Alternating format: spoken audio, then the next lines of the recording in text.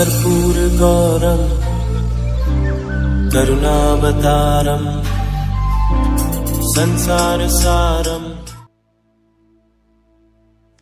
ओम शिवाय, जय माता दी। पुनः स्वागत है आप सभी का। राहु के कारण अक्टूबर 2023 से हर प्रकार का कष्ट झेल रहे हमारे तुला राशि के जातक, शारीरिक, मानसिक और आर्थिक कष्ट वाली जो लड़ाई लड़ते आ रहे हो, इसमें अब न्याय जो है आपके पक्ष में होने वाला है। क्योंकि 18 मई 2025 दिन होगा रविवार, उसमें राहु जो है आगे मूव करेंगे। आगे मूव करना यानी एक घर पीछे आएंगे, तो मीन राशि से जो ये पहुंचेंगे कुंभ राशि के ऊपर।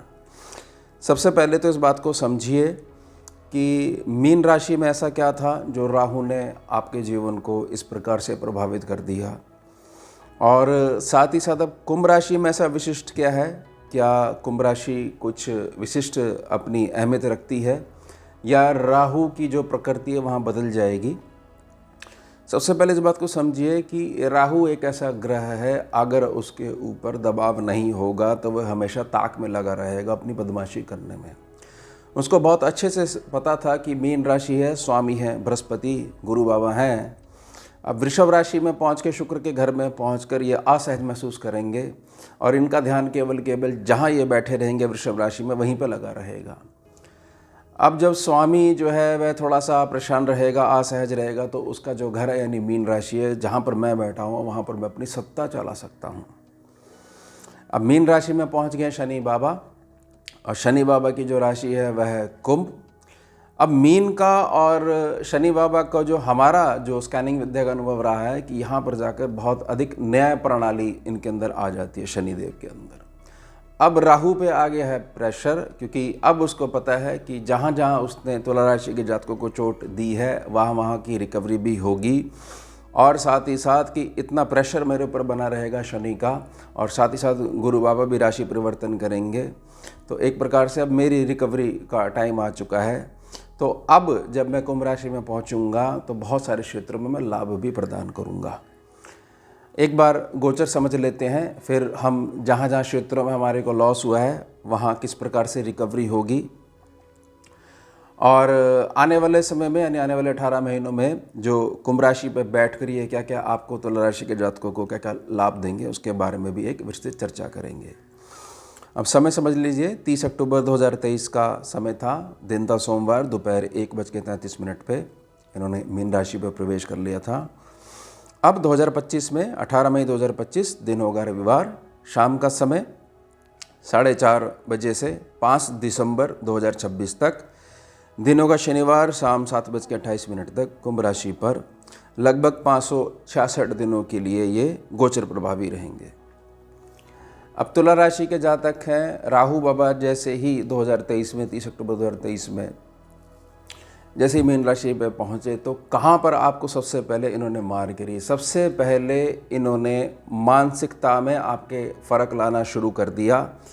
यानी ये कहा जा सकता है कि उदर की समस्या देते हुए शारीरिक रूप से, उदर की एक ऐसी समस्या है जिसमें कि जातक यह कहता है कि बाकी सब ठीक है, लेकिन पूरा दिन जो है मेरा जो है इसी चीज़ में निकल जाता है। क्योंकि उदर अगर मजबूत नहीं है तो व्यक्ति जो है 24 घंटे परेशान ही बना रहेगा।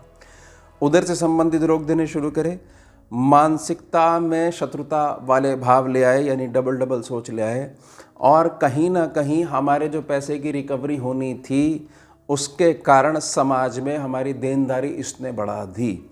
कुछ जगह प्रॉफिट भी करवाया, लेकिन उसके कंपैरिजन में लॉस अधिक करवाया। या ऐसा कह सकते हैं कि जहाँ से पेमेंट आनी थी वहाँ पर हमारे संबंध खराब करवाते हुए हमारी पेमेंट्स को प्रभावित करा। व्यर्थ में अच्छा चलते आ रहे थे 2023 से पहले बहुत सारे जातक, और अब 2023 के बाद से अब तक का जो समय है समझ में नहीं आ रहा है कि इतना जो है देनदारी हो गई है, कैसे निपटेगी। तो इस क्षेत्र में इम्प्रूवमेंट मिलेगी। उसके पश्चात जो तुला राशि के जातकों का जो कर्म क्षेत्र था, जिससे काम धंधे से कुछ पैसा आता है, घर चलता है, मासिक खर्चे चलते हैं, सभी लोग रोटी खाते हैं, और जो ज़रूरतमंद की चीज़ें हैं वो लेके आते हो, तो कर्म क्षेत्र को इसने हिलाना शुरू कर दिया। जॉब में हो तो व्यर्थ में इंटर पॉलिटिक्स का शिकार बनाना शुरू कर दिया, और व्यापारिक संबंधों के आधार पर जहाँ जहाँ से हमारे काम की बढ़ोतरी होनी थी वहाँ हमारे रिलेशन ख़राब करने शुरू कर दिए। तो यह चीज़ भी अब इसकी रिकवरी होगी। ये शनि बाबा का दबाव पड़ेगा राहु के ऊपर और गुरु बाबा का दबाव पड़ेगा। रिपोर्ट मांगी जाएगी कि भाई देखो, जब हम इस प्रकार से उस राशि में थोड़े से प्रभावित थे, तुमने पीछे से क्या चीज़ करी है। उसके पश्चात कुछ ना कुछ टेंशन ऐसी दे के ही रखी जिसमें कि रात्रि को जो चैन की मीठी नींद आनी चाहिए वह आ ही नहीं पाई। और सब कुछ अगर ठीक भी रहा तो जो हमारी संतान पक्ष है उसके जीवन में इतनी उथल पुथल मचा दी कि अभिभावक तो अपने संतान पक्ष को लेकर परेशान ही बने रहे। उनको समझ में नहीं आया कि दिन कैसे बीत गया, रात कैसे कट गई और आने वाले समय कहाँ के कहाँ चले गए। और ख़ास तौर पर लोगों ने टोकना शुरू कर दिया कि आपका स्वास्थ्य तो ठीक है, कोई ऐसी बात तो नहीं होगी, क्योंकि आप अपनी आयु से 12 से 15 वर्ष अधिक दिखना शुरू हो गए। ये इतनी अधिक इसने टेंशन सर पे जो है बढ़ा दी थी। उसके पश्चात जो भी हमारा जोड़ा हुआ धन था, जिसमें कि हमारे बहुत सारी प्लानिंग थी कि भविष्य में हम एक भविष्य निधि के रूप में इसको जोड़ के रख रहे हैं, वो उसने तोड़नी शुरू कर दी। अपने ही लोगों के द्वारा जो हमारा नकद धन है उसको पानी की तरह बहाना शुरू करवा दिया राहु ने।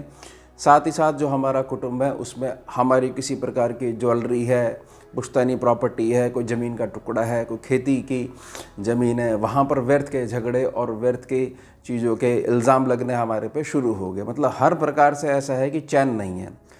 उसके पश्चात अगर सारी चीज़ें फिर भी जहाँ तक उससे बचता रहा, एक किसी व्यक्ति का एक बहुत बड़ा प्रोजेक्ट होता है, कई वर्षों से उसकी तैयारी कर रहा होता है, जैसे एक इमारत का निर्माण कर रहा है, तो वो जो उसके सपने थे उस पर बहुत बड़ा आघात करा।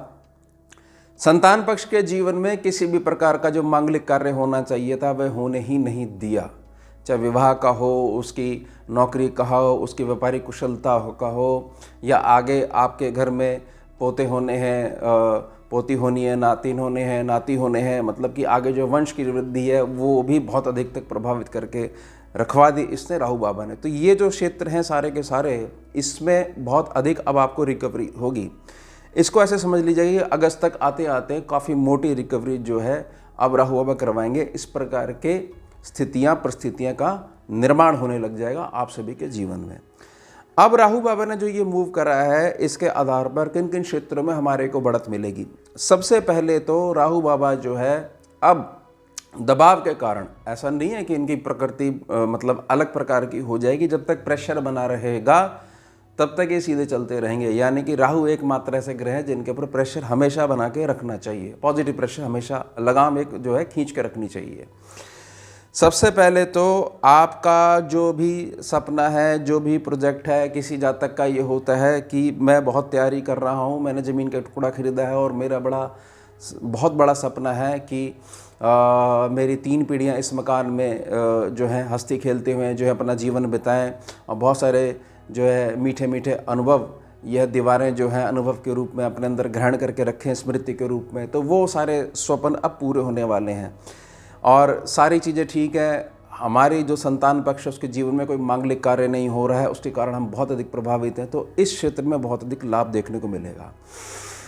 तुला राशि के जातक इस बात को बहुत अच्छे समझ लीजिए कि हमेशा आपको यह चीज़ समझनी है कि जो आपका जो न्याय पक्ष है उसमें कई बार ऐसी चीज़ भी हो जाती है कि व्यर्थ में आप भला करने जा रहे हो और वहाँ पर हानि हो जाती है। उसके कारण जो संघर्ष की स्थिति उत्पन्न होती है उसमें कंप्लेंट बन जाती है तुला राशि के जातक को कि देखिए, जब तक भाग्य ही काम नहीं करेगा तो कोई कार्य कैसे सिद्ध हो पाएगा।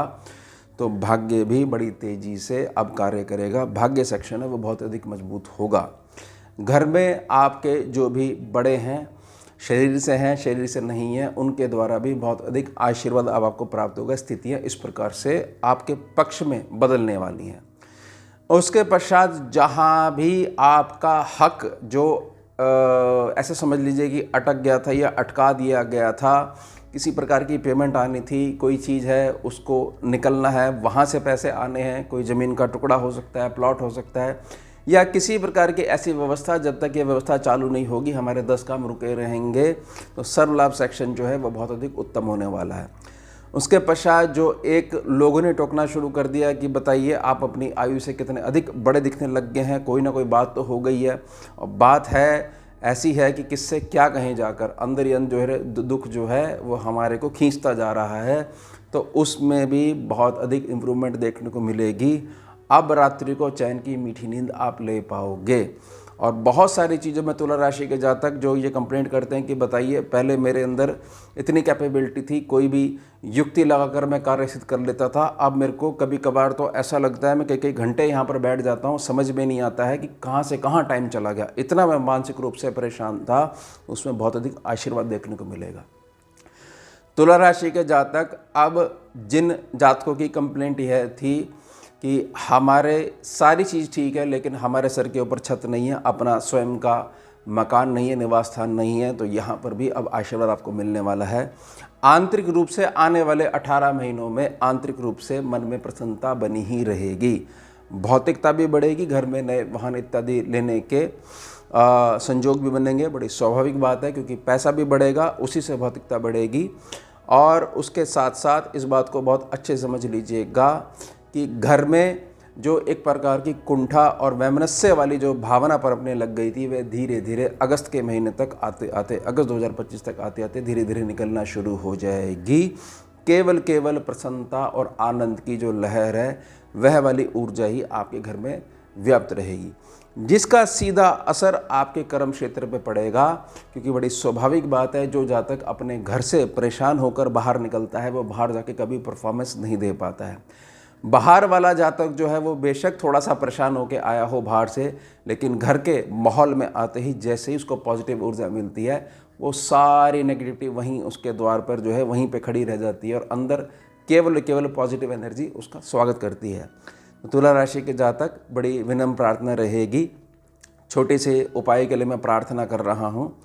सबसे पहले तो ये अक्टूबर 2023 से जो अब तक का अनुभव है, इससे किसी भी प्रकार से घृणा मत करिएगा आप, बल्कि इसमें जो आपको जीवन के बारे में सीख मिली है उसको अपने छोटों को ज़रूर सिखाइएगा कि ऐसी स्थिति होने पर ऐसे ऐसे निर्णय लेने चाहिए, पीछे नहीं हटना चाहिए। धन्यवाद करिएगा समय का। साथ ही साथ समाज में जो सफाई कर्मचारी हैं या कोई ऐसा जातक आपको दिखता है, पैरों में चप्पल नहीं है, कपड़े फटे हुए हैं, बुद्धि भी ठीक नहीं है, लोगों को जो है अपशब्द भी कह रहा है, गाली भी दे रहा है, तो किसी भी प्रकार से उसकी अगर अनसेवा कर देते हो, ये डायरेक्ट राहु होते हैं। या कुष्ठ रोगी अगर आपको मिल जाते हैं, उनकी अनसेवा करते हो, जल सेवा करते हो और ख़ास तौर से उनको सम्मान देते हो, प्रणाम इत्यादि करते हो, उनसे बैठ के थोड़ी देर बातचीत कर लेते हो, तो इससे राहु की जो 1% भी ये रहती है कि मैं कैसे जो अपनी सत्ता हासिल कर लूँ, उल्टा वह आपका कर्जदार हो जाएगा। एकदम तेज़ी से राइज करने के लिए आपको राहु की मदद चाहिए ही चाहिए। तो ये जो भी पीड़ित जातक होता है वो राहु के अंडर में आता है। इससे अगर आपकी मित्रता होगी और ख़ास तौर से आप इनका आदर करते हो, सम्मान करते हो, तो राहु हमेशा पॉजिटिव बने रहेंगे। तो ये हो गया हमारा उत्तम विषय। मिलते हैं आपसे अगले भाग में नए विषय के साथ। जुड़िए और जोड़िए। ओम शिवा, जय माता। भुजगेन्द्रहारम् कर्पूरगौरं करुणावतारं